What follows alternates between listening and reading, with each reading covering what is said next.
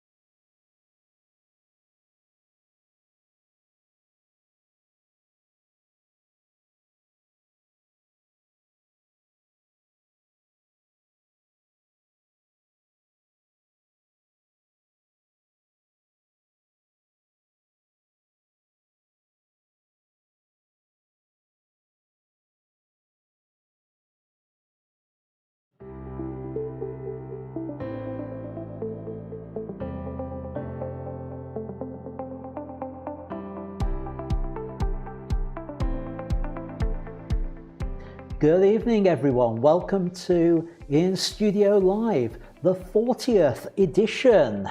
And it's great to have you here, and welcome to any newcomers. The brand new name I've just spotted in the chat, Russ. Welcome to the show. Great to have you here. Great to have everybody else, our regulars here as well. So let's get a move on with the show, shall we, tonight? Let's see if I can bring it in a little bit shorter than I did last week. So my usual thing, if you are new here, can I just ask if you just take a moment to hit that subscribe button and hit the all-important bell icon so that you get notified of future live streams. Please comment on videos. If you're watching this on the replay, do drop me a comment so I know you're watching, and hit the all-important like button. We'll come to that in a minute. The like button. It's a way of telling YouTube that this is a good video. So if you can hit the like button for me, that will really help me. And we have a little challenge going on. Last week we had our all-time record of 16 likes by the time I finished the introduction. Well, we ain't going to do that tonight, because according to my stats we've only got 15 of you watching.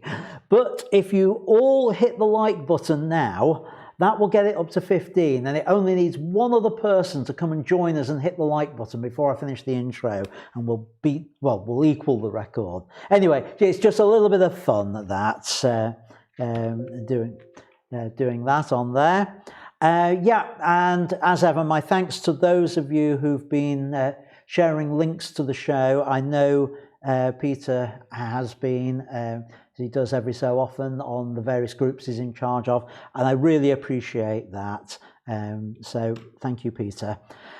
Anyone who doesn't know about the shows, they are weekly. Every Sunday night at 7:30 is when you'll find me, and we've managed this for the last 40 weeks. Haven't missed a week yet.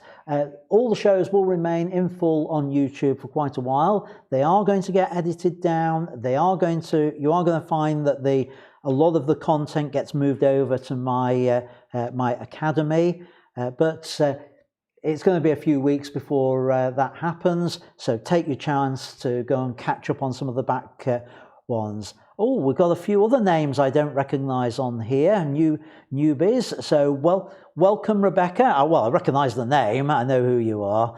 And welcome, Russ, as well, first-timers. So thank you for joining us on here. As I was saying, the shows stay on YouTube for quite a while, so a chance to go and see some of the back catalogue. Eventually you'll just get extracts there, and the full versions will be in my academy.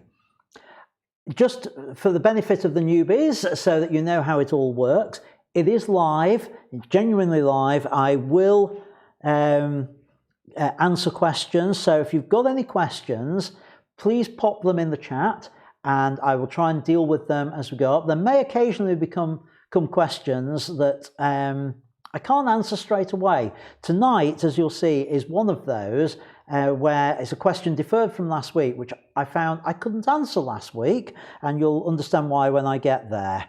So, 18 concurrent viewers now. Hey, if all 18 of you hit the like button, we'll break the record. My stats are showing 14 at the moment. So right, go hit the like button, those of you who haven't. If you're watching on the replay, stick any comments or questions in the comments, and I'll pick them up, I'll answer them there, and if it's a question for the show, I'll deal with it the following week on there. And the next thing to say is, if you find these shows helpful, as well as those other ways of supporting the show, one way you can support me is through this Buy Me a Cuppa thing I've got going. It's basically Buy Me a Coffee, as you've probably heard of that. But I famously don't like coffee, so it kind of rankles with me to have a link to Buy Me a Coffee. So I have a link to buymeatea.com. It's still run by the same company. There's the link over my shoulder. It's also down in the show notes. And it's just a chance for those of you who feel you want to contribute financially to keeping me going or keeping the shows going, then it's a chance to do that. Some weeks I have a giveaway for those who contributed that week. I haven't got one this week. I'll explain a little bit about that later. But I am working through the list of people who have bought me a cuppa, and I say a special thanks each week to someone who has. And this week, my special thanks goes to Bob Tovey for this week's cuppa. So cheers, Bob. All right, we're moving on. Yeah, Facebook group. Probably most of you will have come to this through the Facebook group. The link's over my shoulder. It's also down in the show notes. It's a place where you can share photos. I will pick up on photos in there and talk about them on the show. If you don't want your photo talked about, I'm not picking everyone up, but if you explicitly don't want me to talk about it, or you don't want people to provide constructive feedback, then just put no feedback in the description, and we will honour that. No problem at all. But the Facebook group is where we continue the chat during the week. Lots of things going on there, and I keep people updated with what's going on there. One thing I've started doing with the Facebook group is I change the cover image each week. Based on one of the images that somebody has posted to the group during the week. We're just coming to the end of this week's image, which was by Robin, which is a fantastic image I put up last week. There will be a new one chosen tonight, and I'll reveal that at the very end of the live stream. So stay tuned for that and find out if it will be your image that's the image of the week. I have a newsletter. And when I eventually catch up with myself, another one will be going out fairly soon. How are we doing on the likes? 19 viewers, 14 likes. Come on, the 5 of you who haven't hit the like button. Yeah, that's where you can sign up to the newsletter on there. So, what's on the show this week? Well, I've got a question from Gary all about chromatic aberration. I want to talk a little bit about some upcoming changes to the live stream. Nothing to worry about, so don't panic, but I think we are going to have to make a few minor tweaks to it into the new year. I've got 2 Lockdown 20 slideshows, and the last one, the second one, is a really special one because it comes from the other side of the world, all the way from Australia. So keep tuned in to stay with us till that. It's about 2/3 of the way through the show, maybe nearer the end, we'll see. But our main topic tonight's rain photography in all its aspects. We're going to talk about the techniques, we're going to talk about the things to look for and things to photograph on those rainy days. And of course, I'll be giving my image feedback as well. So how are we doing? 18 concurrent viewers or 19, depending which of my 2 stats I believe, and 14 likes. We've got the live Q&A as well. So if you've got any particular questions, pop them in the chat and we will deal with them. So have we beaten the record? Well, according to me, no, we haven't. Rick was saying it was 15. My stats saying 14 with 20 concurrent viewers. So no, we haven't beaten the record this week. So, oh well, never mind. That's not an excuse for not hitting the like button now. We'll try next week to beat that. Okay, a little bit of news about the future of the live stream. Last week's episode was too long. There's no denying it. I was shocked at the end when I realised I'd been talking just about non-stop for 2 hours. Now, I know I can talk a lot, but that is excessive by anyone's standard. So I need to address that. So my thoughts are there's 4 different ways I could address it. And I gave 4 options on the Facebook group during the week. And those are that I do the the training on Sunday, the sort of bits of me talking about techniques, but then midweek I do a separate show for the feedback. So it's over 2 different nights was one option. I could alternate between one Sunday talking about the techniques, the following Sunday talking about your images based on those techniques, or I could just try my best to do less and maybe cover a topic over 2 weeks rather than over 1 week, and that way I can cover more. I can cover the same amount of stuff, but not so long in a session. Or I could actually just keep it as it is and not worry about it taking too long. So what I decided to do was to put it to the vote. And it was interesting because I had in my own mind what I thought the outcome would be and what I thought people would prefer. And you know what? What I thought of the 4 options, I'm equally happy with any of them. I thought, if I had a slight preference, would have been to alternate between teaching and feedback.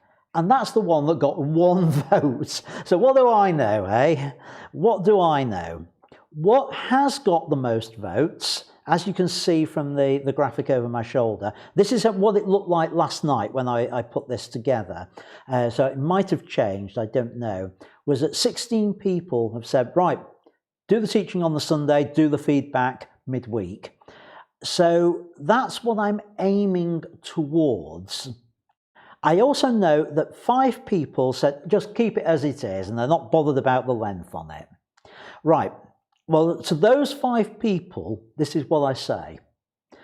Once I've gone to the twice weekly feedback and teaching split, if you want the longer show covering both, then don't tune in midweek. And once I finish the live stream on the Sunday, then just go and watch whatever I broadcast the week during the week before. So you still get your 2-hour one on a Sunday.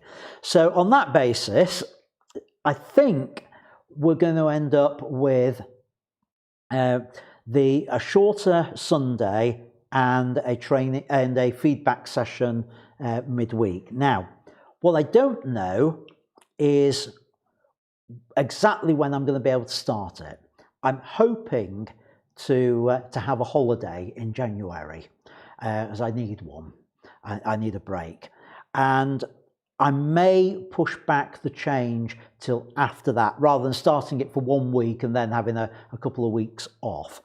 Incidentally, when I go away, I am planning on doing something for the Sunday nights. It won't be the usual setup, but I am hoping that there will be something on the Sunday night even while I'm away. More of that once I've crystallized the ideas on that and when I know I'm going away. So when we do go to the twice weekly, the Sunday evening will be the teaching side. It will be me going through a topic, explaining how it works.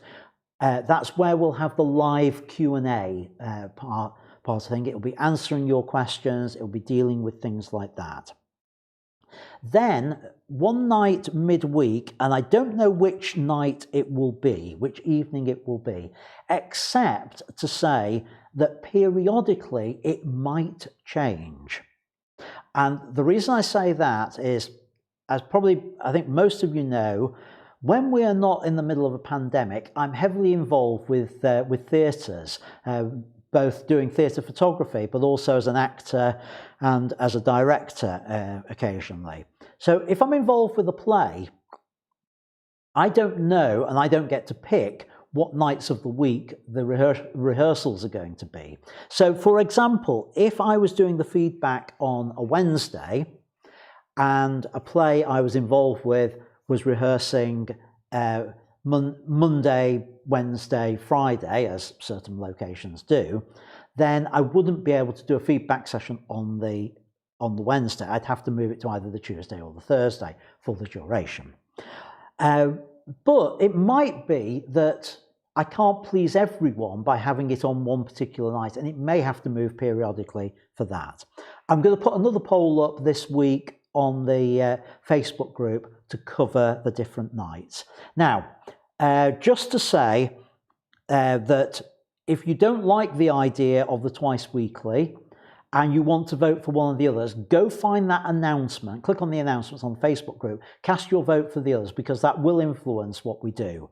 So it may be that some of the people who voted aren't people who regularly tune in, so their votes don't necessarily carry as much weight as those of you who are watching. Right, anyway, that's just the news on there of what's going on. Let's get a move on with the topics and what we're going to cover this evening. If you've got questions, as I say, stick them in the chat and I'll cover them in the other sections. But I have a question from Gary, I think it was, who asked last week about how to manually correct chromatic aberration in Lightroom and to understand how all that works. So let me get Lightroom fired up over on my other screen, and I can then switch the displays over so that you can see what I'm talking about. And yeah, I've got this image here in Lightroom. It's taken in Malta, Valletta, and it's got a problem with chromatic aberration. Right, I'm going to start right with the basics about chromatic aberrations, so that if people don't know what it is, then you know what to look for, what the problem is, and how to cure it. So let me go into the develop module with this. I'm going to just get rid of that, and I'm just going to reset absolutely everything on this image. And I'm going to just zoom in here to the image, and we can see the chromatic aberration on there. Now, what is chromatic aberration? Well, it's a fringing on an image, and you can see here on the top edge of this bar, we've got a sort of bluish edge to it, a bluish rim, and if we look underneath it, we've got a purple one just there, and you can see again here, purple along there. Let me go full screen. Purple along there, as a bluey green over this side. So what causes chromatic aberration? Right, have we got any, I think it's Pink Floyd, the famous album cover of the pyramid, the prism, with the light coming in and then coming out in rainbow colours. Well, whenever you put light through a piece of glass, the different colours of light bend as they go through the light, through the glass, with differing degrees. It's called refraction. And different colours bend at different degrees, and that means when they hit the sensor, the bluey green bits hit it at one point, the purpley magenta bits hit it at another point, so that the colours are slightly offset. And that is chromatic aberration. And you see it most commonly with a dark background and a dark foreground and a light background on there. So that's what it is. And it's most commonly seen in the corners of an image. I'm just going to zoom in a little bit more on this. And the way I'm going to do it, I'm going to hold the control key down, and I'm just going to draw a rectangle round that sort of area so we can see in. That's a feature that's come in with the latest version of Lightroom, by the way, that ability to zoom in like that. So now, how do we deal with it? Well, there's a couple of tools available to us. If we go down, I'll go full screen again so you can see. We've got lens corrections. Now, we've got two parts to lens corrections, profile and manual. Let's just talk about the profile part first. Profile chooses interrogates the EXIF data, the shooting data for the camera, the lens, and various other things, and corrects a lot of things in your image based on those. So it might be vignetting, it might be chromatic aberration, it might be all sorts of things, that the Lightroom uses that data, it has a database of corrections to do it. So it's always a good thing to have those enabled. And you can see just by enabling those that that edge has disappeared. Let me show you. And that's even without being able to identify a lens profile. And I can't identify one for this because the lens I was using isn't on the list of lenses that Lightroom knows about. So if I just toggle on and off the lens corrections, again, go full screen, that's with it off and that's with it on. And if you look again, this edge down here and at the top, you can see the difference that it makes with those colours coming and going. Right, so that's how you do it automatically, and it does a reasonable job actually. Most of the time that's sufficient to cure it. You may occasionally have to go more than that. Now I've taken off the automatic because I want to show you this happening on how we cure it on the manual version. So let me go over there and talk about the slides here. I'm ignoring the distortion one because that's barrel and pin distortion. That's nothing to do with chromatic aberration. That's a different problem.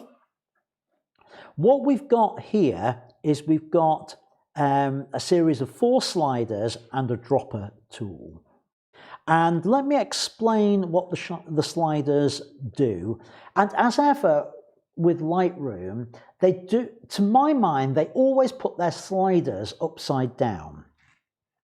Because here you've got a slider that allows you to isolate the colours which are going to be adjusted, and then the slider to say how much adjustment is actually needed. So I either preferred them the other way around, but we've got them this way. Now I can adjust either of those by moving it along, and that basically it's what's between the 2 pointers, the 2 markers, is the area that's going to get adjusted. So the idea is we're trying to find that set of colours within the image that need adjusting. So it's that edge there, and that looks similar, but we can slide the whole lot by dragging in between to move them up and down on there.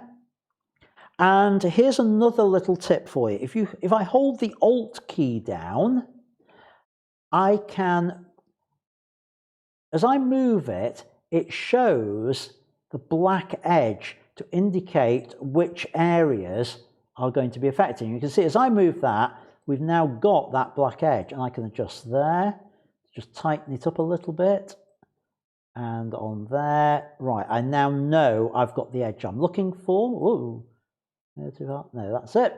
And then similarly with this one, again, keeping the Alt key down, as I do move that, you can see it adjusts where it thinks the edge is, and we can see that black area covers it. Once we know that black area's got it, that's in the right place. So now we've done that, I can use the amount sliders to adjust it. So I can move up that until it's gone on the purple there. And again, if I hold the Alt key down, as I do it, it shows which section's being adjusted. So quite simply, it's the area we want. So I just bring that, remove my finger off the Alt key, I just bring it up until that's gone on there, and same with the green cyan. I'm holding the Alt key so we can see where it's affecting, and I just bring that up without the Alt key until it's gone. Now, one thing you'll note is that you might say, blimey, there's a lot of black in there that's getting adjusted. Actually, it's not, because these tools just concentrate on the edges rather than on the whole areas that have been selected by it. So it does have an edge detection based in there. So let me set this back out to, well, 100% on there. And having done that, if I now toggle this on and off, you'll see the difference that it makes. You see that purple edge coming back, particularly around here, and that greeny blue there. If I toggle it on and off, it's gone and it's back on there. So if I just zoom out, there's the final image. Just out of interest, what was it like up in the corner? And let's toggle on and off up there. Yeah, again, you can see the purple edge and the greeny blue edge up there. And we just toggle on and off with that, and that has dealt with it manually. So hopefully, Gary, that's answered your question about how chromatic aberration works and how you do it manually within Lightroom. And for everyone else, I hope that sort of background to chromatic aberration has proved useful to you, just so that you understand what those tools do. Right, okay, so let's head back to where I should be, on here. Moving on, our Lockdown 20 challenge. For those who don't know what this challenge was, it was whilst we were in lockdown here in England, I set people the challenge that on 20 consecutive days to produce a brand new image and then post it in the Facebook group. And quite a lot of people took part. And I have asked those who took part to send me your images.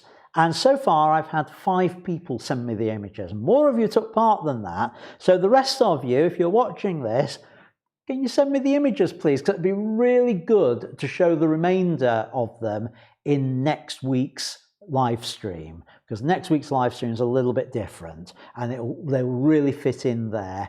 I'm showing 2 sets this evening, but I'd like to show some of the others as well. So if you can WeTransfer them over to me, that would be fantastic. So what have we got this week? Well, John Kiss has sent me his. So what we're going to do is I'm going to show you the slideshow of his Lockdown 20 challenge. And then once that's finished playing, I'll just make a few comments about a few of the images in Lightroom. So see you on the other side.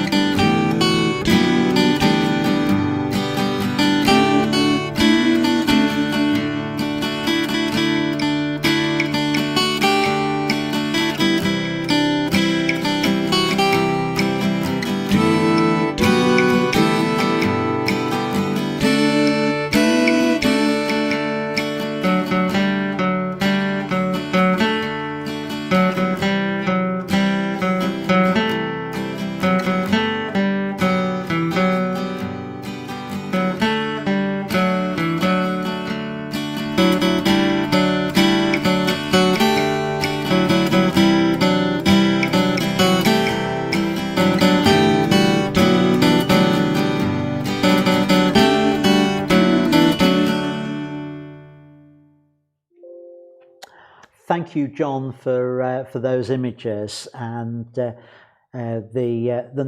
what I really like about your set of images is we've got a nice variety in there, nice changes in styles with them.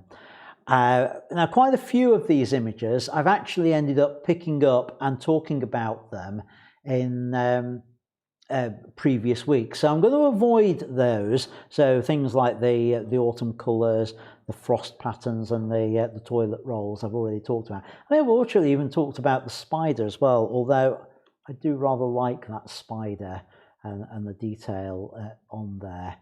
I'm still intrigued. I am intrigued to know how big that really was. It looks absolutely massive in that photo, and I'm assuming it wasn't quite as big as it appears on there.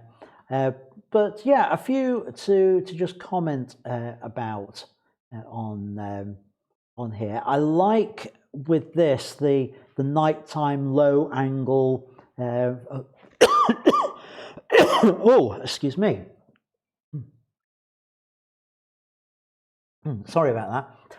I love the way that you've chosen a low angle with this, John, for this this shot, and the fact that it all just works. It's well exposed. Most of you will know I would normally say night shots at 20 minutes after after sunset. This one I think is just a little bit later, but it actually works because of all the floodlighting in the area.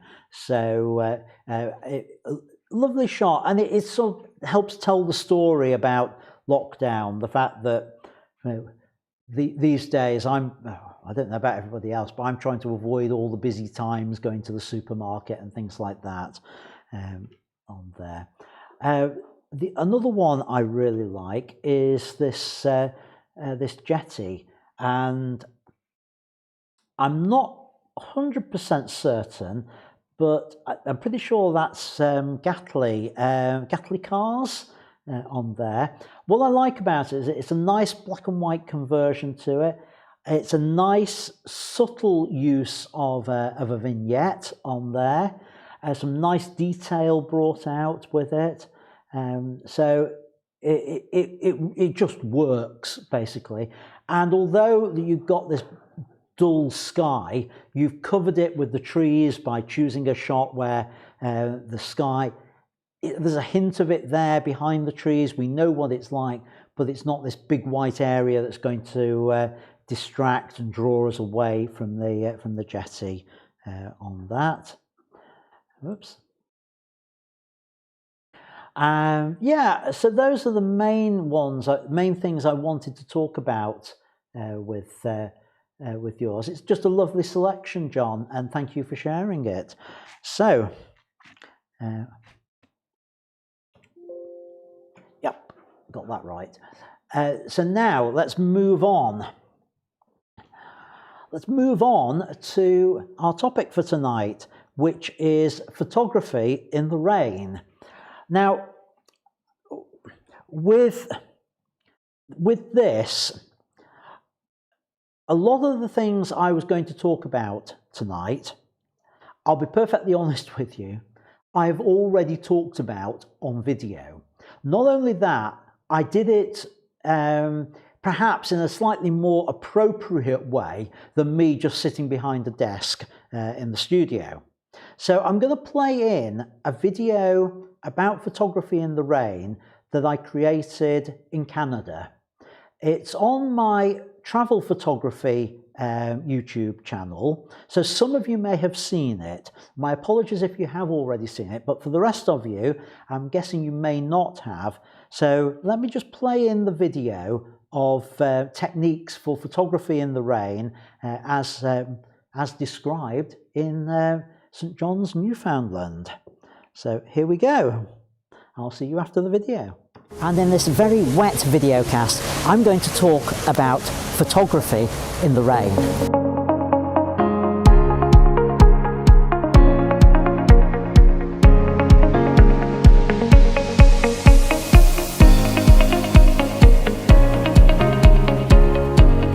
Welcome to a very wet and soggy St John's in Canada. I'm here doing some photography today and the heavens have opened. It has been incredibly rainy. I'll just drop in now some footage of the rain I took on my phone earlier, and as you can see it's been torrential, but I haven't let this stop me. I think photographing in the rain, there are some great opportunities, so long as you take precautions to look after your camera. So let's go through some top tips for protecting your camera in the rain.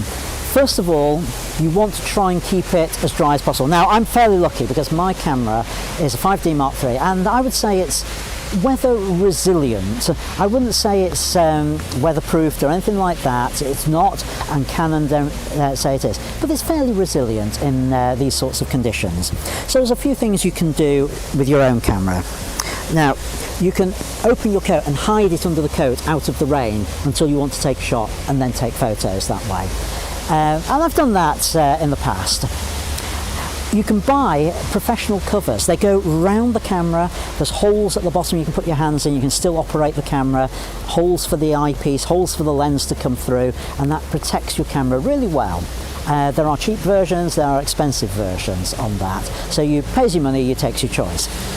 I know of photographers who have made their own with clear plastic bags. They've cut a hole in for the lens, put an elastic band around it to hold it all tight, another hole for the eyepiece, hands in through underneath, and away they go. They've got a waterproof cover. My solution, partly because my camera, as I say, is weather resilient, is this cloth. And I would say it's probably the best camera cover in the world. Now I hope you can see it. It says Carlsberg, the old advertising slogan. Now I just leave it draped over the camera. It's a bar mat, and what it does is that absorbs the water rather than it going onto the camera. Any water that's on the camera gets whipped away. Also, it means before I take a shot, I can just wipe the camera down and keep all the excess water off like this. So that's my solution. It doesn't normally get so wet that I can wring it out. As you can see, a lot of water on that. So that's my solution. The other thing you'll notice I've done is I've put the lens hood on. Now we normally think of lens hoods for preventing lens flare on sunny days, but they are brilliant for rainy days as well. You just put them on and that provides a little bit of cover to help reduce the droplets on the lens. Now you are going to get droplets on your lens, it's inevitable. We tend to point our cameras upwards so the rain will get in there. So what's the solution? Well, first of all, always keep your lens cap on until the point you're about to take a photograph. Then take the lens cap off, get a lens cloth. Now I'm using one that's attached to my my camera strap. It's sodden at the moment, so it's not ideal, but use that then, if I can do this and juggle microphones, to just wipe the lens, and then you're good to go. As soon as you finish your shot, put the lens cap back on again, and that helps keep most of the water off your lens. So let me just give you a few hints and tips about what to photograph in the rain. Don't be afraid of the rain. Make it part of your photography. Capture images of the rain splashing, things like that, so it's part and a feature of the images. Think about the reflections. You get lovely reflections in the wall, in puddles, so try for shots like that. Maybe invert them if you've got a lovely reflection in a puddle.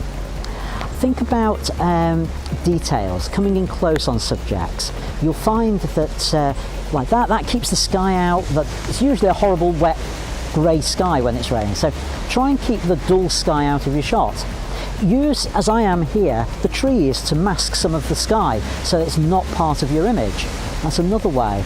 And be aware that when it's raining you get vibrant colours. Everything actually becomes more colourful in the rain. The buildings will stand out and look bright. Sometimes when it's dry and it's sunny, they can look quite dusty. So use that. Look for bright, vibrant things as part of your images. So I hope these quick hints and tips have helped you with your rain photography. I'm going to carry on photographing St John's. I'm just going to leave you now with a slideshow of some of my St John's photographs in the rain.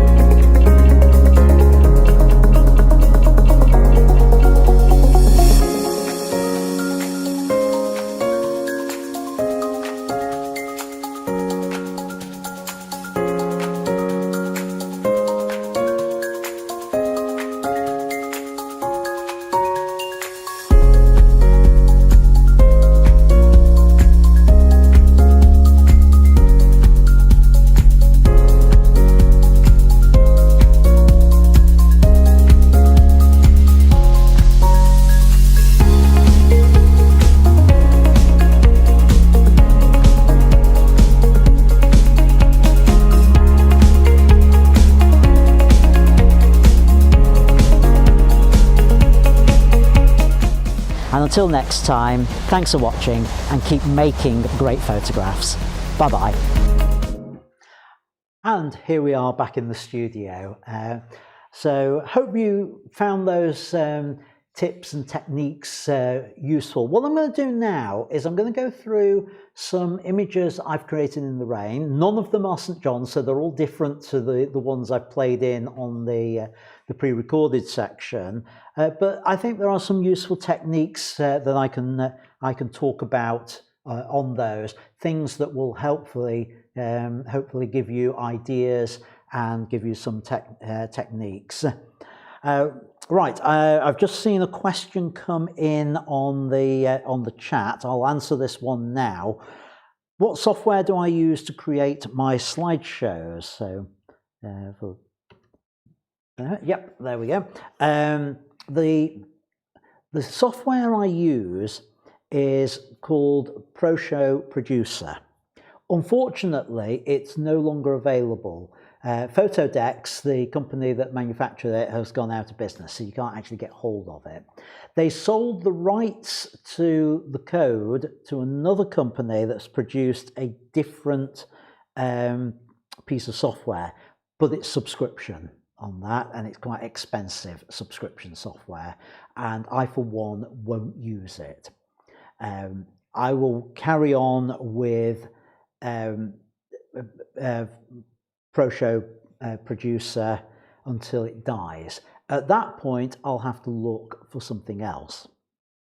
If you're looking for a product to consider, the one I will almost certainly go to once I can no longer use ProShow, and it will take me a while to adjust to it and to get it set up as I want, is a product called P2E.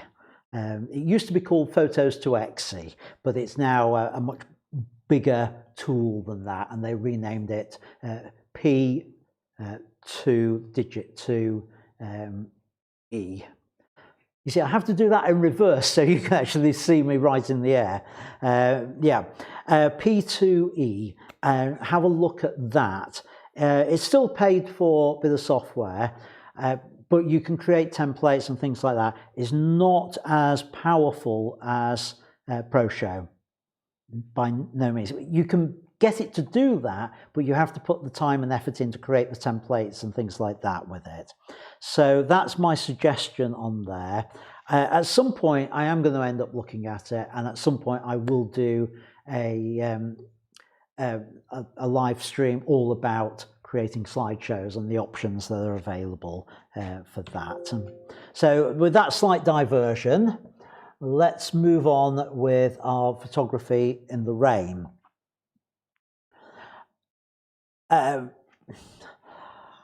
Sorry, I've got to go back to the chat. I get some weird questions in here. Sorry, this has just completely thrown me, Andy, who says, have you tried the new Yorkshire tea malted biscuit flavoured tea and their jam on toast flavoured? Bit weird, but definitely drinkable. No, I haven't. Sorry, right, come on. Right, pull it together in. I don't know. You wouldn't believe he's an admin for my website, would you? And he's doing little things like that, completely distracting me. Right, photography in the rain. Okay. One of the things that I suggest looking out for when you're doing photography in the rain is umbrellas. They make for a good point of focus in the shot. Now, I was on the Manchester Ship Canal cruise. This was, actually, I can tell you the date of this. It was the 22nd of May 2003 when I took this photo. How do I know that? Because that was my 40th birthday. Right, yeah, it was a rainy day. I saw the umbrella, I thought, right, that'll make a good subject on that, particularly because they got their head well and truly underneath it. But I think it needs just that little bit more for the image to work. So with a little bit of editing, I did monochrome on everything except the umbrella, pop color, but it's a select, I suppose really it's selective colour, just one area in full colour. And the monochrome, I did a split toning effect on it to give it that blue tint on there. That. Again, looking at the next shot, umbrellas. This one was in Rome. I couldn't find any colourful ones, but what I've done here is I used a slow shutter speed to give that blur, to give the sense that people are hurrying through the rain, trying to get out of the rain, that sort of feel to it. Another technique that I really like is just focusing on droplets. And we often think of droplets on windows, and I'll give examples of those in a little while. But here we've got the idea of the droplets on a surface. But think about the angle here. Notice how I've put everything on the diagonal with it, rather than trying to line everything up on there. We have, again, one of my favourite techniques with rain is to photograph in puddles. Use the puddles as a point of interest. Use those reflections. Here we are in Havana, in Cuba, and the street scene on there, and the lamp, and a little bit of the architecture in there. Now this one I chose not to invert. I think it works this way up, possibly a little bit better than the other way around. Often they will work the other way, and I'm a big fan of inverting them, and at least a couple of the images I'm going to show later have used that technique. So here, not a puddle, but a harbour we've got, and it's just focusing on the reflections of the boat, but also the rain droplets in the water, just breaking that reflection up. So the droplets form that point of interest in there, but we can still get the idea that there's a boat in the background there.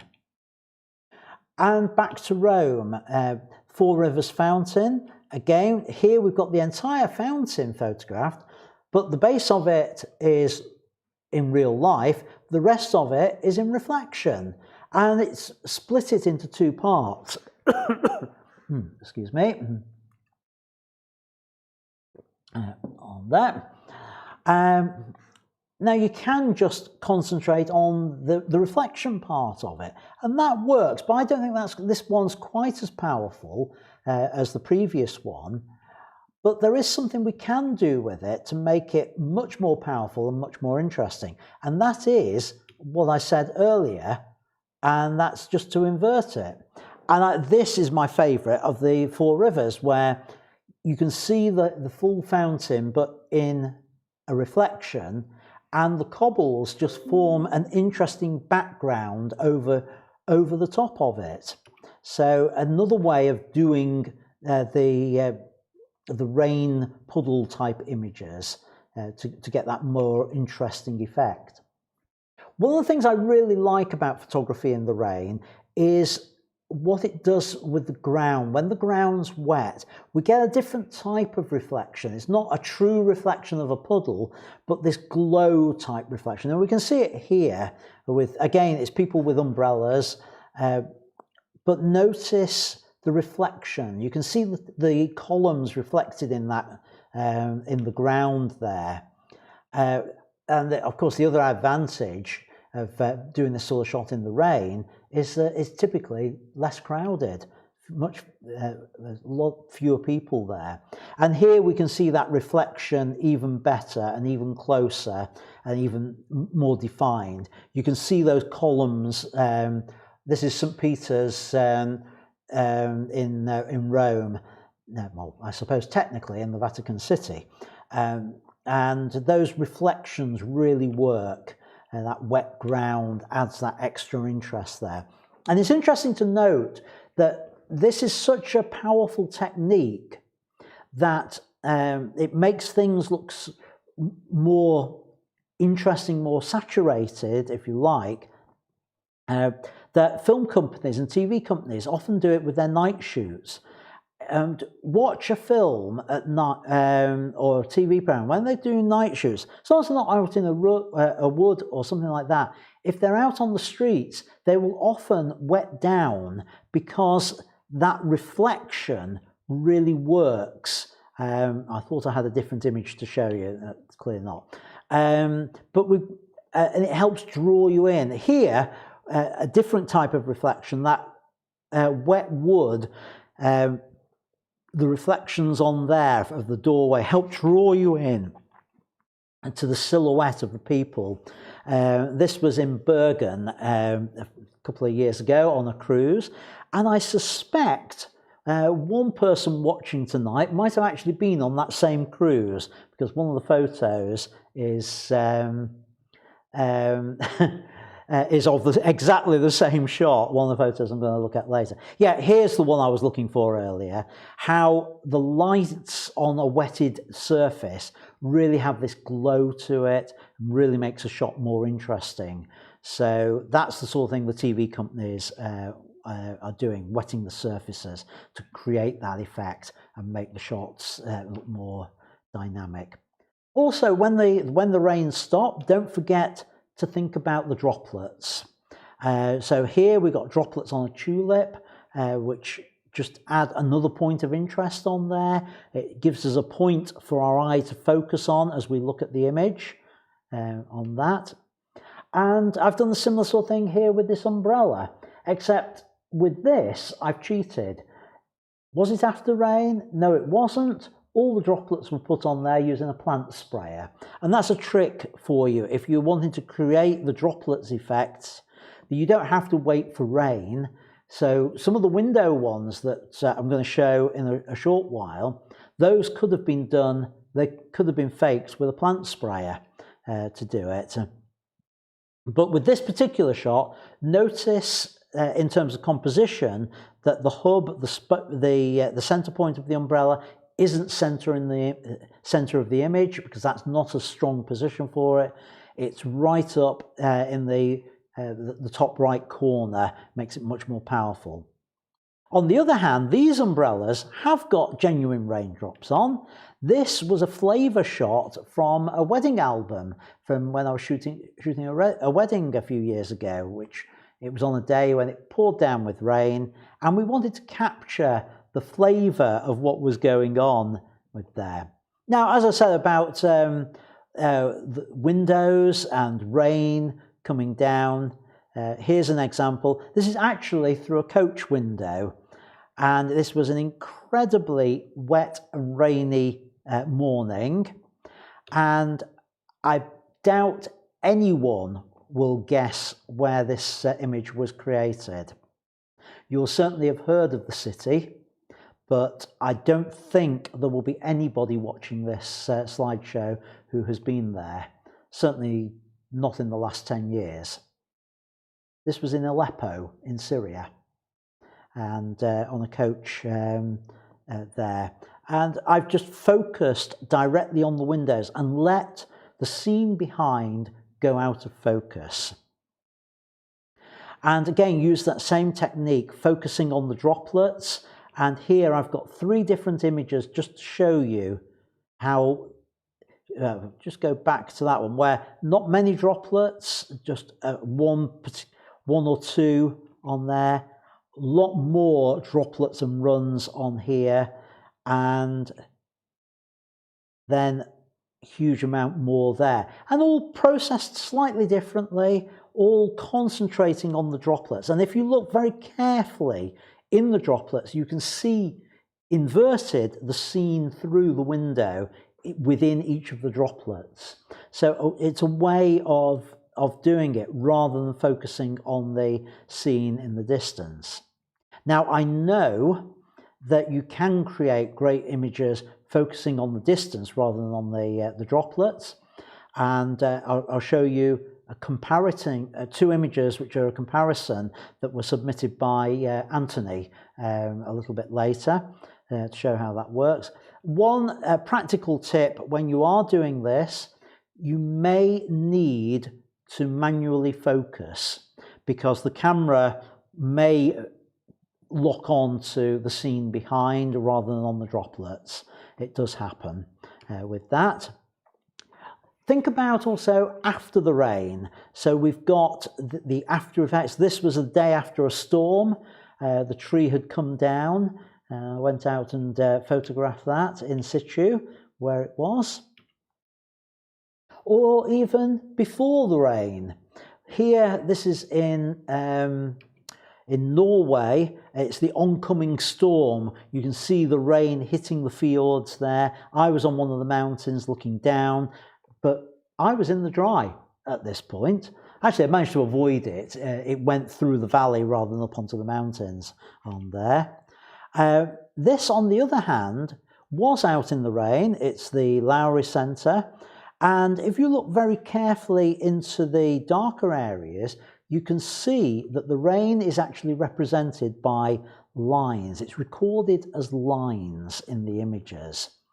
And that means if we know that that's how a camera actually records the rain, we can use techniques in post-production to fake it. So for example, this shot, which looks as though it's out in the rain on the moors, that was faked. The rain was faked. It was a dry day. It was a bit dull and overcast, and I've used techniques that I've used before on the live stream to darken the sky and make it look more threatening and brooding on there, but the rain was added in post-production on there, digital rain. And I may at some point do a session on how to do digital rain as one of the live streams if people are interested in that. But one thing to note with it, it's not just a single overlay. This has two layers to it so that it looks as though we've got rain in the foreground as well as droplets in the background. We play around with it like that to create it, and there's various other techniques. It's not just a single overlay to create this sort of effect on there. And with this, I've muted the colours. I was talking about earlier about how the water and the rain can make things look more saturated, but often when the clouds are really dark, it can have the opposite effect as well. It can make things feel a bit muted. But when the rain has stopped and everything's still wet, that's when you get the saturated colours. But not only that, again, this is another one where the rain is all digitally added, as is the lightning on there. So let me know if you want me to do a session on how you create these sort of effects with your images, adding the lightning, adding rain on there. This one, for example, was created in the studio. And what I've done here is I've lit it in a particular way.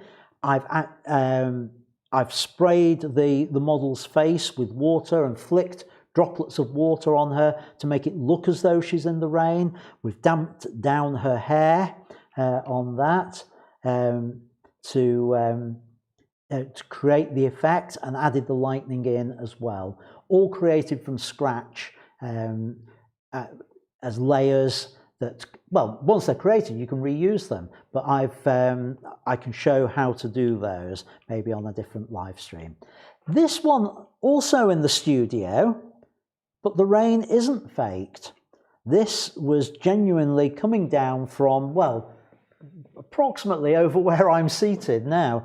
I have a particular setup in here where I can create a shower effect, and we can create a rain sort of effect in the studio. So we've got a model in under an umbrella in the rain, and another model under the rain as well, rain effect as well, all created in the studio. And she came up with a lovely caption for this image.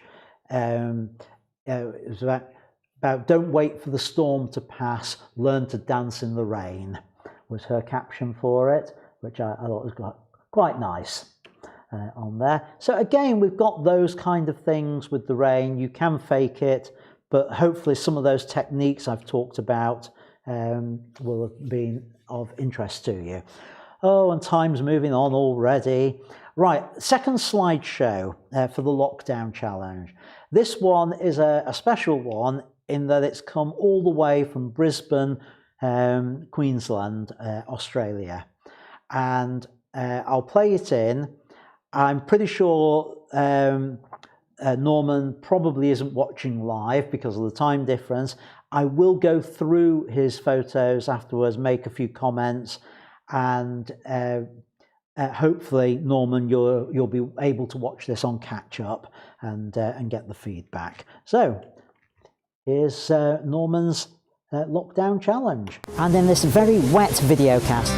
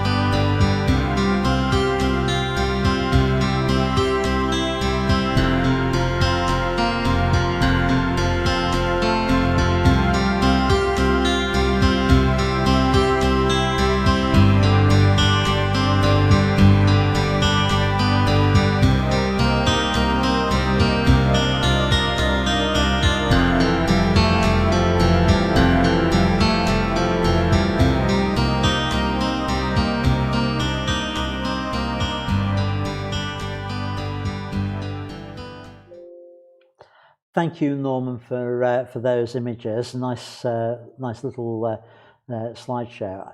I just want to pick out a couple of images just to talk about on here and there. It's at this time of year here in England, it's so nice to see a warm beach scene on there. That, and it's nice that you've got you've got the scene divided into thirds: a foreground of the beach, the water, and then the sky on there. A couple of favourites of mine of your set. One is this sign, this collection of presumably garden signs for what the different vegetables, etc., are, what's growing where. And I just like that jumbled nature of it. It's come out well on there. The whole composition works nicely with that. Another one I quite like is this, the canoeist. This one works because we've got this lead-in line bringing us into the shot on there, We've got that dividing line isn't on the halfway as it should be, it's nearer the third line. And we've got this nice point of interest, again on the 1/3 line and a third of the way in, so it's at the right position on there. So good composition with that, that I really like on there. What else? Oh yes, very appropriate for this time of year, the Christmas tree. Nice shot on there. A tad underexposed. I don't know much about what you're using in terms of cameras for these images. I have a feeling from the shots they're probably phone cameras, but I might be wrong on that. I might be wrong. It's just a tad underexposed on the Christmas tree with this one. But if we can just sort that out. With that very quickly, just bring the shadows up, bring the exposure up a little bit on there, and also, oh, too far. No, that's not the right white balance for it. What would it be? Let's see, what colour do we need? I think, yeah, something like that. Let me just bring it down very slightly on there. Now I've done that, it's a little overexposed. Bring the shadows up. So something like that would be what we would be aiming for with that that one, Norman. So just a thought with there. So right, those are the only ones. Those are the ones I wanted to play out. Actually, the first one that caught my eye, just to say, was that. As soon as I saw that, I knew you weren't in the UK. It was far too bright and sunny, and actually it reminds me of Caribbean places coming off the ships there. So I knew you were in warmer climates, certainly, on that. Right, so let's move on with what we're doing. Oh. Press the right buttons in and it will work. So here we are. Any questions? Let's come in, other than my choice of teas on there. So no, we're all good on that. Right, any questions? I will have one final look at that as we go on. It's time for me to go and look at your images. So I'm going to go through on these on Lightroom. Let me get that up on my screen first, and then we can go over to that. So where are we? Where are we? That's the set.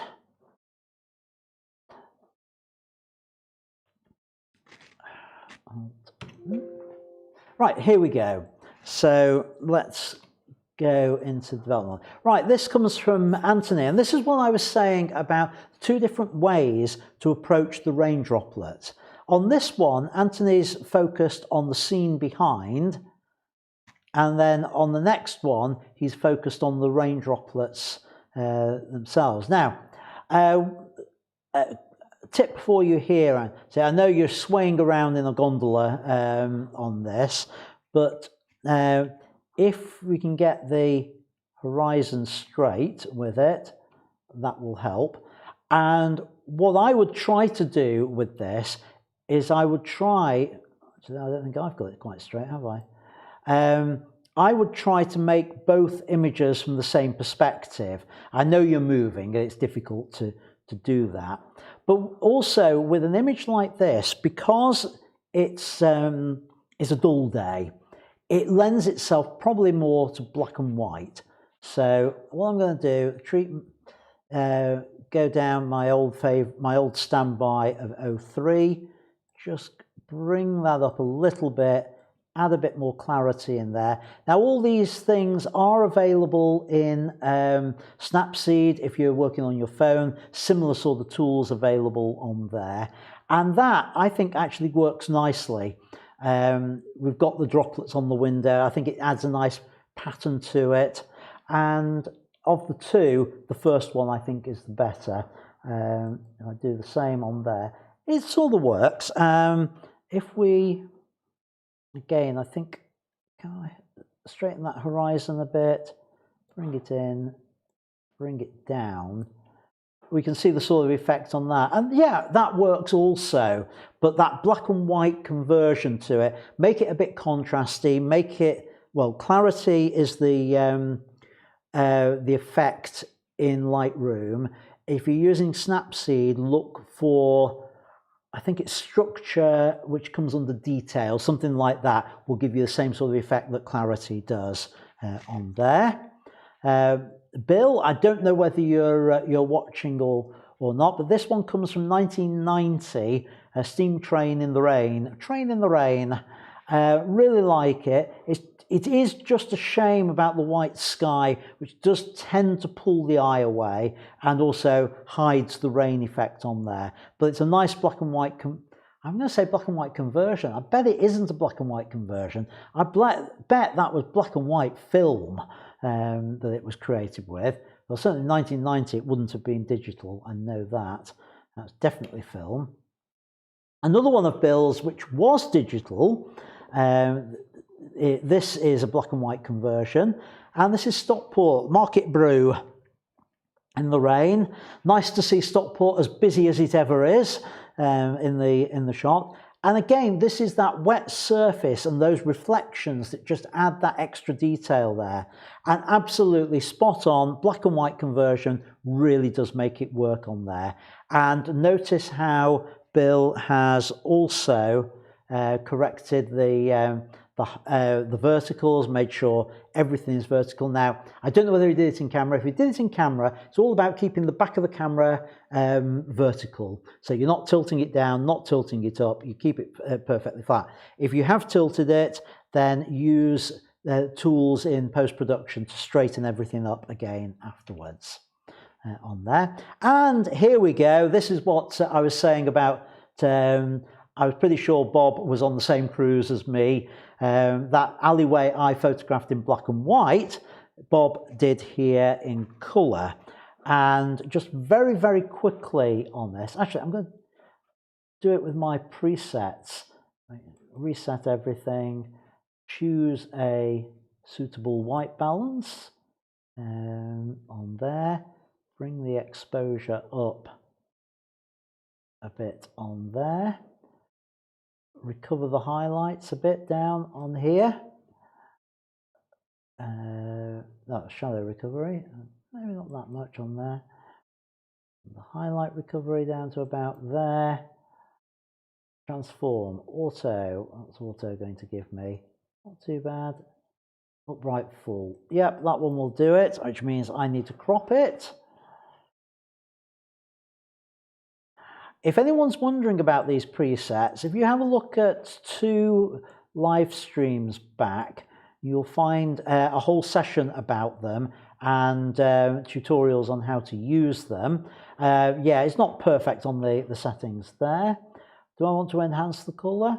If I did, oh, that's sky, presence here, something like that would do it. Maybe to there. But I actually want to do a black and white conversion on here, and I think something like that set. Then I could add a toning to it, something like the blue-brown maybe. No, I'll leave it as it is. I don't think I need to do anything like that. And then a bit of a vignette to it. Nice subtle one on there would work. Would it work with a white edge? No, probably not on this. And then finally, just a touch of noise reduction. So that's the sort of thing I would do with it, Bob. And you see that's not that much different to the shot that I got with all that. So moving on here, another one of Bob's. And what happens if I say previous on there? I just need to sort that crop out with it. And we need to sort out that auto, the transformation. We'll go to auto. But again, just using the same settings that I've brought forward What I do like about this is those reflections in the puddles, and that's what it was all about. I do need to bring those shadows up a little bit and the exposure up just a touch on there. But again, I think black and white was the way to go on it. There's the colour. It's looking a bit muddy in colour, but with a black and white version, you can see that. Again, I have to include this because it's got my favourite ship of all time on there, Marco Polo in the background. Just needs the shadows bringing up just a little bit for it, Bob, on there, just to help out with that section. Love the composition on this. It ticks the boxes. The figure isn't in the centre. It's more towards sitting on the third line. The third line where Marco Polo is on there. So we've also got the view. The person sitting on the rock is our proxy viewer, who's there for us. They are almost watching on our behalf as the viewer of the image on there. So really nice shot on that. Again, Marco Polo in the rain. I bet that was Bergen the same day as the other shot, but using the same sort of technique. Now here it's focused, well, I'm not quite sure where it's focused. I think it's focused on the roof for some reason with it. Again, I can't remember what you use for a camera. Maybe it is on the droplets. Maybe it is looking at that streak down there. But yeah, it definitely wants to be on the droplets. Now, if you've got control of your depth of field through changing the aperture, then you want to go for a shallow depth of field with this. Throw the background even more out of focus on there, Bob. Right, that was the image I was looking at earlier. Right, here we... this is a shot from Gary. Now this is a topic that I might do a session on at some point, intentional camera movement. And what he was doing here was moving well, I think this one was accidental actually, but the way to do it deliberately is you twist the camera around as you take the shot. And the mistake people make is they do click, twizz, and find they don't manage to get the shot right. What you do is you start further round than you want with the thing. Start moving and press the button as you're doing the moving action to create those sort of twirl effects on the camera. Another nice one of Gary's, not a rain shot, but I just really love the light coming through there. Nice black and white conversion. If I have a nitpick on it, it's this one branch here coming in from the side. I know there's nothing you can do about it, but it's just the fact that it's floating in there and you can't see what it's connected to. And it just kind of pulls me away from the center on that. I really like this one of Helen's, which is, again, it's this idea of focusing on the rain on the window, but all the different colours in the background really sort of bring the image to life on there. Really like that one. Nice one, Helen. Right, one of John's. Now, I showed the edit on this on the Facebook page. Peter had a go at it himself, and he tried to extend this side with what was over here, and it didn't quite work, and I managed to do the whole thing in just a couple of minutes. So what I'm going to do is I'm going to just take a moment to go into Photoshop and show that edit, because it's an interesting little technique that I've not had the chance to demonstrate before. Basically, the problem with this is John's image needs to be central. He was trying to do an off-center shot, and it didn't quite work. We decided that actually it needs to be to have this side over on the other. So how do we do it? Let's go into Photoshop and I will show you. So edit in Photoshop, edit the original. It'll take a couple of moments to come up. You see, if I'd been well planned, I could have had that preloaded in Photoshop, but not too bad. Right, so first thing I need to do with this is I need to extend the canvas so that I've got some space to put that extra side on. So that we do, image. First of all, actually, we need to promote this level so that it's not a background. And do that, click on the padlock, and that promotes it to being a layer on there. So then image, canvas size. Actually, let me go full screen so you can see this. Image, canvas size, and I want it to be over this side. I just want to increase the width, and I'm just going to pick more or less at random about 25%. That will give me enough canvas to work with. Then I'm going to take my square lasso. I'm actually going to feather it by 1 pixel. It will help it merge in that little bit better. And what I do is I just select here and get as much as I can up to that edge there. Copy that. So then edit, copy, or Control C, and then edit, paste, or Control V, and you'll notice that's come in as an extra layer there.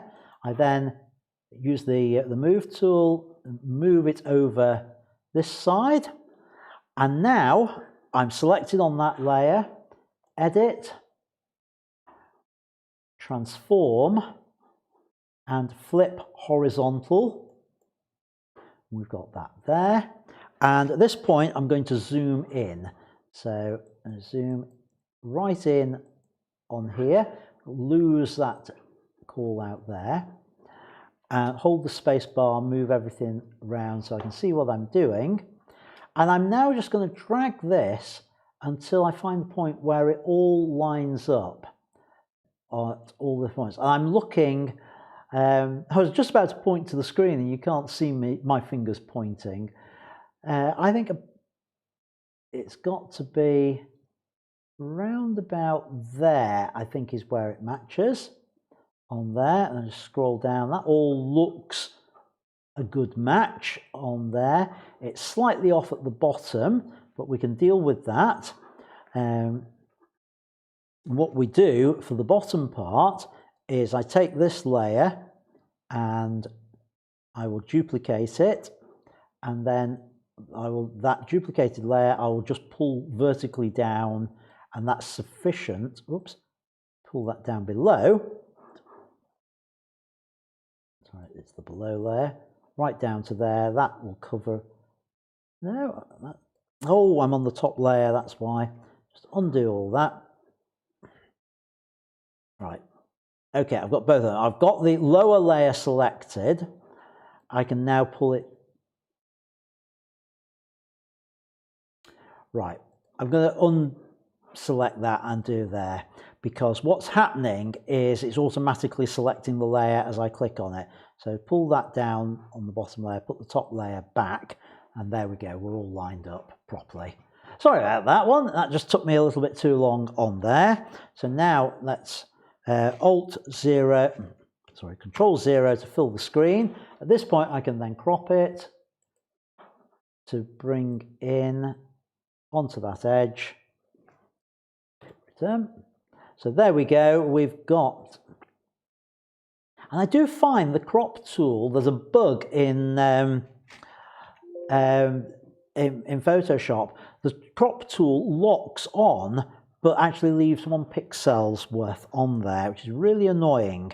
And to solve it, you have to go, because it's the bottom corner that I want, so I need to just come right in, bring right down to here. Can you see those couple of layers of pixels? Now I go onto the crop.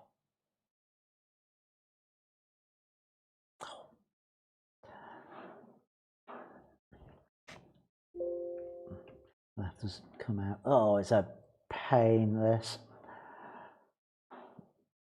So the crop tool, that's what I wanted. I just want to bring that in slightly so that I've not got those odd pixels on there. Then I can do that, then I can bring that one down, and that sorts it. A lot of hard work for a tool that ought to work properly on there. So Control 0 to show the whole thing. That's done. File, exit, save changes. Save. Okay. So back over here. If I go here, it should show me the other one. Where's it put it? I do find sometimes Lightroom and Photoshop just don't work well together as they should, which is really annoying. On there, I can't see the edited image in the folder. I don't know quite why that should be. I've got no filters on with that at all. No, I'm not. Anyway, you saw the technique on there. I don't need to dwell on that any further. Right, so let's go on. I've included this one. Great alternative angle or perspective in there. The only thing that's distracting me is the jet stream, the jet trail over here, the vapor trail on there. It's a relatively easy edit in Photoshop, but I haven't really got time to do it tonight on there. I've done similar things in the past, and it's you set your brush to be just darkened, so it only paints over the light areas. Nice idea here from John, the reflection. The trouble is it's slightly out of focus, I'm afraid, or it's camera shake on there, which is unfortunate. Right, Kim, I don't know whether you're watching this either on replay or live, but welcome to the Facebook group. Welcome to the videos. Really like this. I know you did. I think you said you did it with a camera phone and then you processed it. It looks like a film effect on there. Just a couple of things to watch out with it. And this area down here, you've got too much light on there, and it's drawing the eye away from the face on there. So I'm not familiar with the tool that you use to do the editing, but if you can do it selectively so that doesn't blow out, that would be an improvement. But I do like this sort of almost semi-negative effect on there. And that's a nitpick, I think, to try and push it to be a better shot in the future on there. But thank you for submitting it. Right, again, I think this also was one of Kim's. A little bit dark on here. If I go to the develop module with it, see if I can bring out that shadow. Interesting, a little bit tricky on there with it. Again, I think it's had the similar sort of processing to it, that there's not a lot of scope. If I look here, see all that is blocked out. That is pure black. There's no detail in there to be recovered. And there's no detail in... Seems to indicate there's a lot of blown out white. Oh yeah, it's down in here. I think it was blown out and it's been pulled back on there, so there's no detail in there. So just be aware, try and capture more of the detail in these rather than going to the poster sort of effect with them. I think you might find that a better approach. Nick, I don't know whether you watched these or not, but I wanted to comment on this one. It's a little, I think I commented in Facebook about it being a bit dark. I just wanted to show you what it would look like.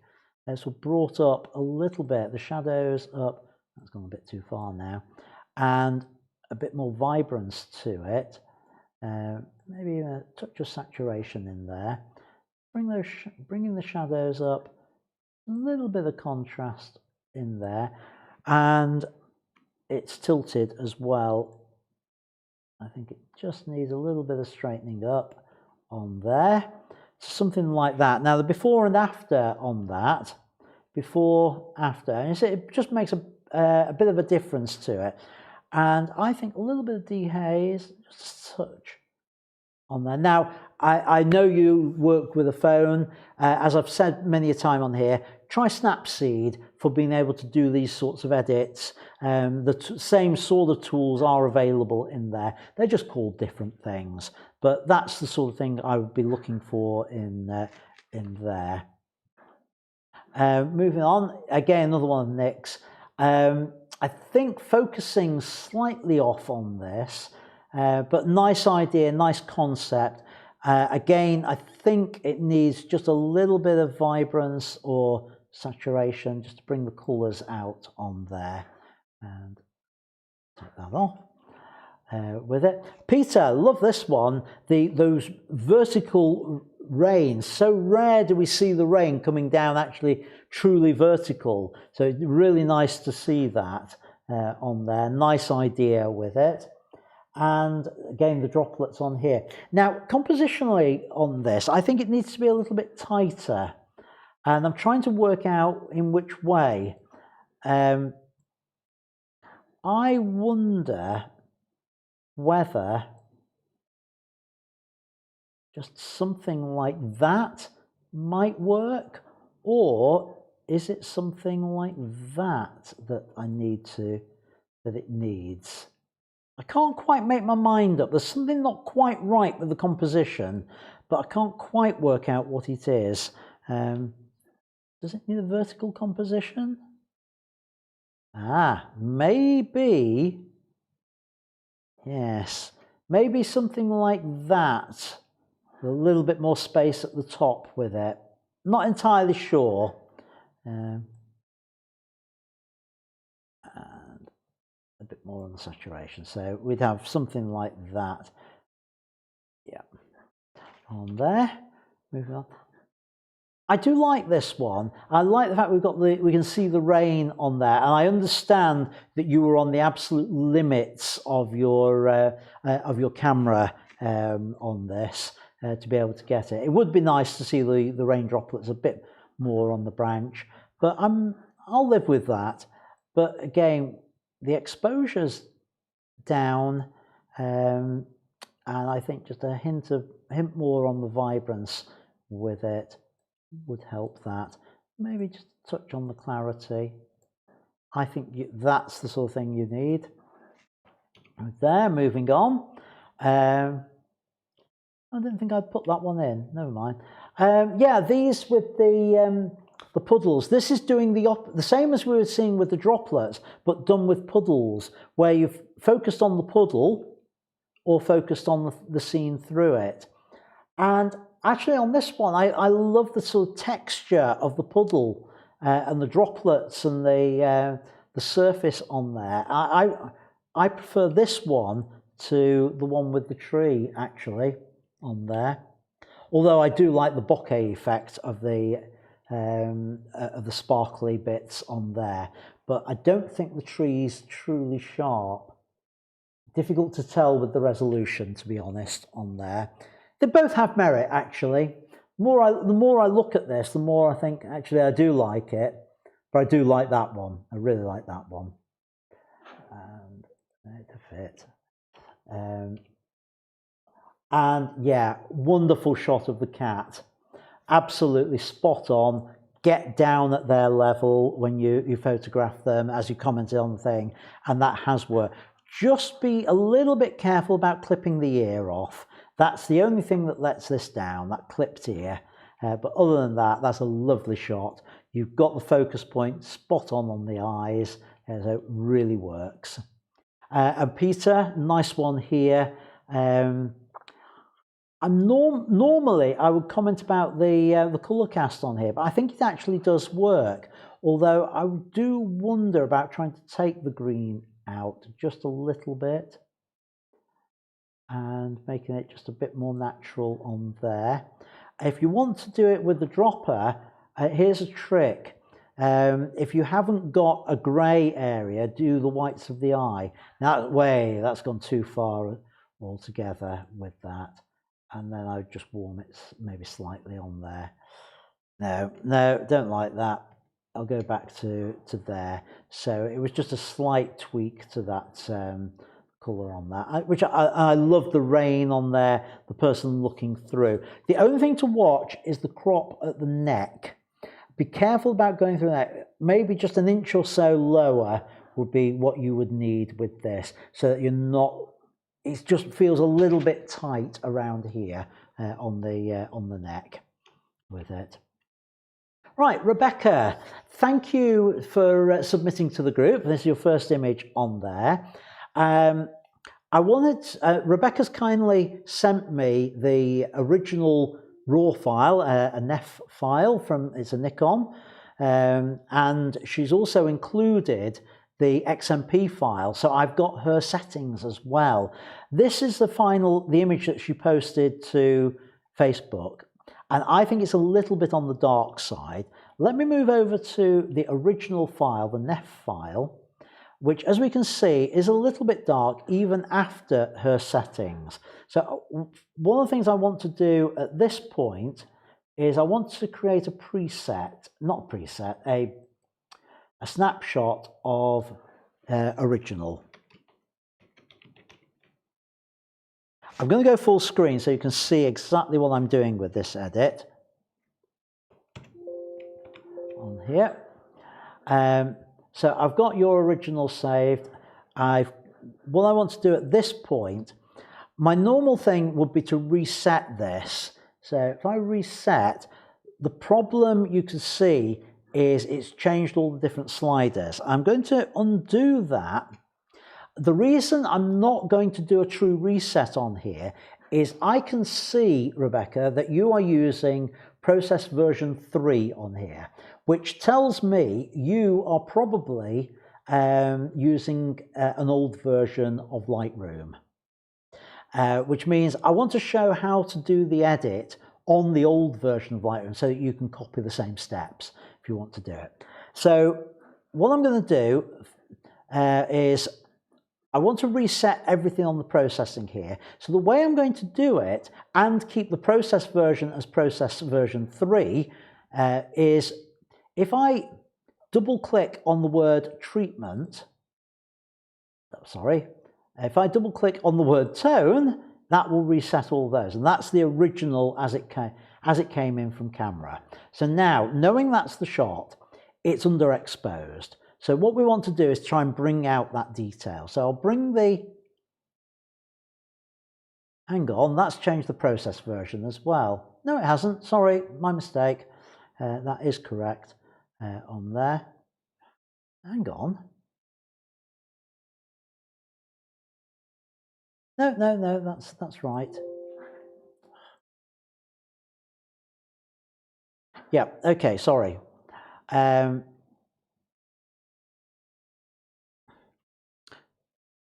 I'm just the reason I'm pausing is process version 3. I just want to have a look. I'm just going to have a look at the process versions on here because something a bit weird's looking here. Because we're currently on 5 on there, and I thought some of these tools weren't available on process version 3. I didn't think you had the dehaze available to you. I wasn't even sure about the clarity. And texture, I'm pretty sure isn't. So why is that showing up on version 3? Don't know. Don't have the answer to that. Anyway, let's leave that on one side at the moment. Right, we've got this image. I'm going to reset as much as I can on the tone on there. Now, what you did with your processing, you went the opposite way to how I think you should with this. First of all, if I just go back and show, you've darkened the shadows and you've lightened the highlights. In actual fact, I think we need to go the opposite way to that. So let me go do that reset yet again. Sorry, this is not the clearest of explanations, is it? But what I would do with this is, first of all, I start bringing that exposure up until I could start seeing the details here. Then I would use the shadow slider to bring in a bit more of that detail, and I would try and recover what I could of these highlights so that they don't blow out. Now I know it's only the lights there, but I would go the opposite way and bring the detail back in on that. Now, what we need to do with it is we need to add in, I think we want black and white was the right choice for this. So I'm going to go black and white with it and let it do the standard conversion. So on here, it's just done a basic standard conversion. I'm going to say auto and see what that comes up with. And I don't like the auto on there because we've lost contrast on it. I think most of the colours are the same on there. So at this point, I'm just going to add in a whole bunch of contrast. I'm going to bring up the clarity, because I know you've definitely got that. You can start to see we're bringing in detail now. You keep bringing the exposure up just a little bit. And we're starting to get a grain effect on here. That's noise from it being an underexposed image that's being lightened. But actually, in black and white, it works. It looks like an old grainy image. So it's not quite vertical, I don't think. So I'm going to just try and straighten everything up by eye on there. So we've got that. Now, the crop on here, a couple of things. I like the idea of the person being on the third line. So I'm just going to bring that up. And I like the idea of just losing that half light on there. But on the other side, I don't want to lose this lens flare. And I think the lens flare works really nicely with this shot. So I would end up with an image looking something like that. Maybe it will take a little bit more clarity or contrast in there, and perhaps even just a tad more exposure. We've got very little clipped on the highlights, very little clipped in the sky, and I think that is what I would come up with it. Now I've gone for this vertical look because I like the idea of this zebra crossing leading you into the subject in there. We can start to see a little bit of the detail, and I think the noise adds character to it. So that would be my edit on there. Now if I go back and just compare yours with mine, so that was yours and that's mine on there. Now it's a very different way of doing it. It's a different technique and a different look to yours, but I hope the idea is to try and open up possibilities. The problem with your image is, to my mind, we've lost too much detail in there. We can't see much. And basically, I've gone the opposite way here. I've recovered highlights and recovered shadows, whereas you darken them all further on there. So, different style, I know, but hopefully that will give you a different tool, a different way of approaching the same image. Let's move on. Yeah, Robin, love the image here, the puddle, the inverted image on there, and nice to see you did the inversion by a rotate rather than a flip, so the number... oh, hang on. No, they would have been... Anyway, you made sure all the numbers are the right way round on it. Try and work out which way. Yeah, it would have been a true flip to do that, to get the numbers right. And that works really nicely on there. And it's given this lovely framing effect as well on it. So nice colours with that as well. Yeah, I do tend to like my images a little bit brighter. Another nice one, Robin, of the heron on the canal side. That mirroring in there works really well. And this might be one where you could even flip it. So photo, rotate counterclockwise, photo, rotate counterclockwise. And that also gives an interesting effect as well. I'm not sure it's better than yours.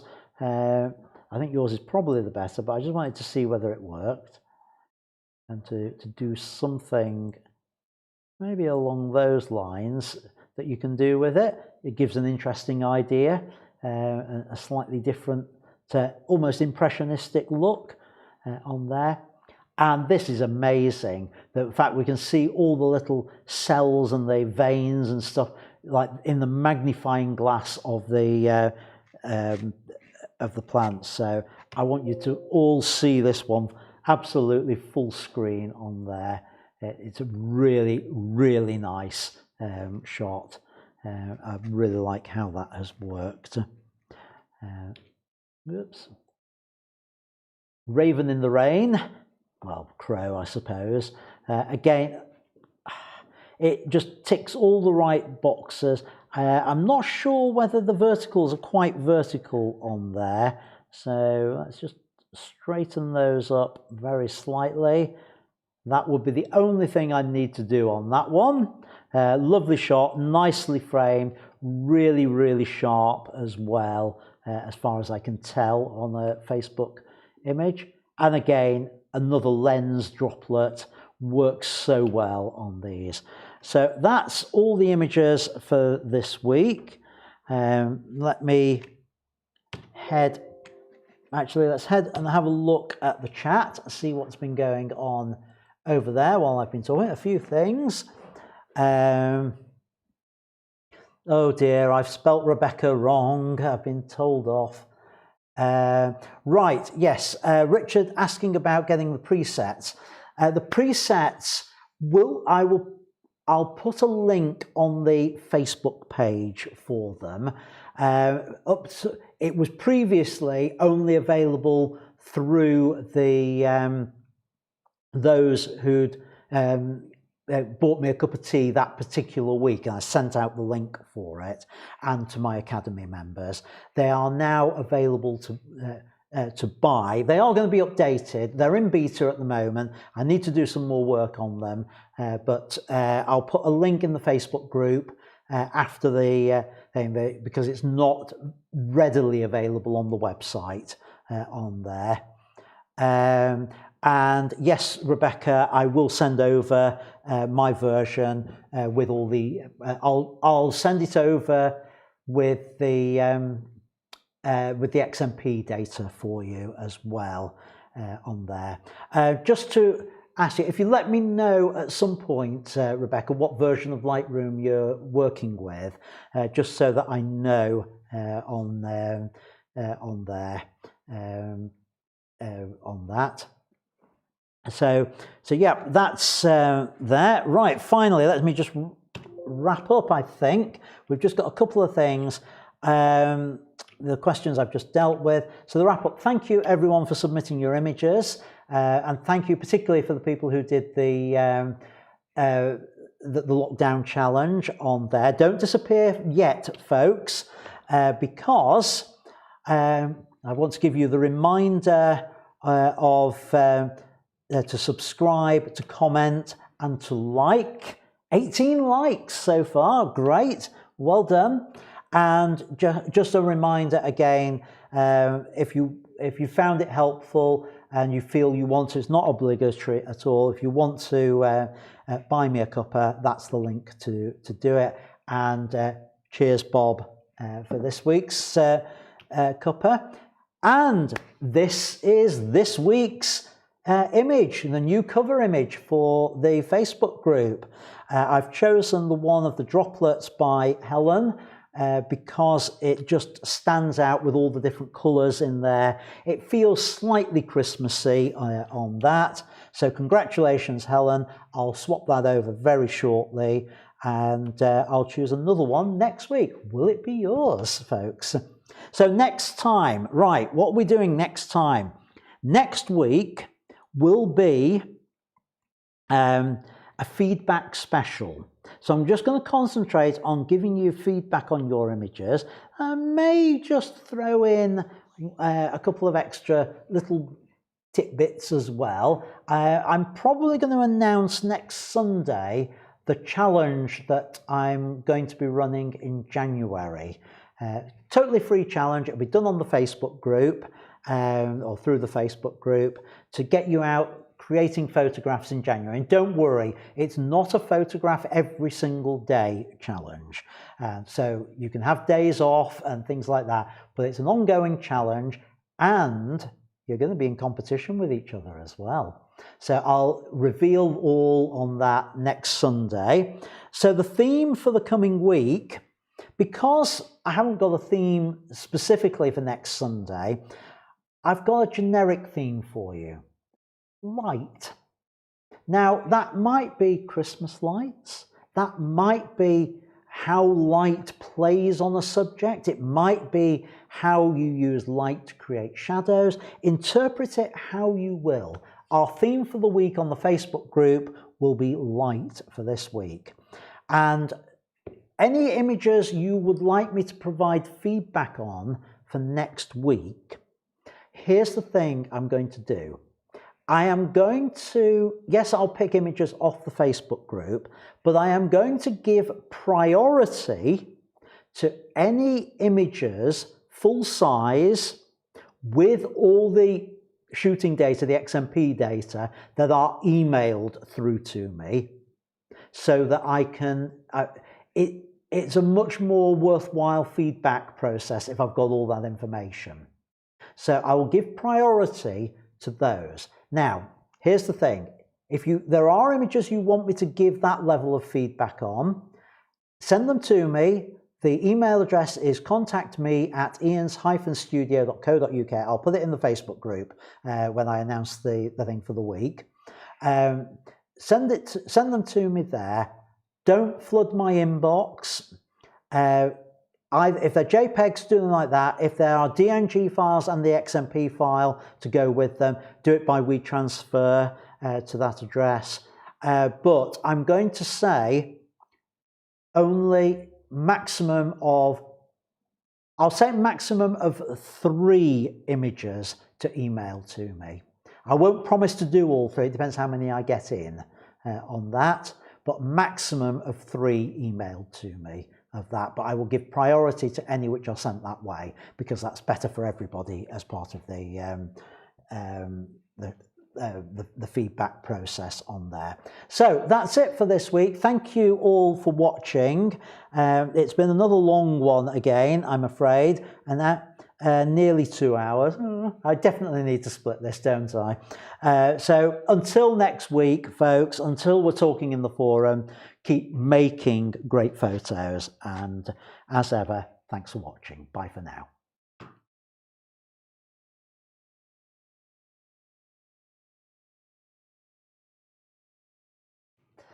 Okay, here's that weird extra bit that I have to record for when I do the cut down versions. You've just been watching the cut down version of Ian Studio Live. Thank you for watching. I hope what you saw was interesting. If you wanted to see the full version, that's now in my academy. The details are over my shoulder. Only costs £6 a month to join, or £60 a year, and you get not only the full version of this live stream, but lots and lots of other resources. All the giveaways that I've done on the live streams as well can all be found in there. So thanks for watching, and until next time, keep making great photos, and bye for now.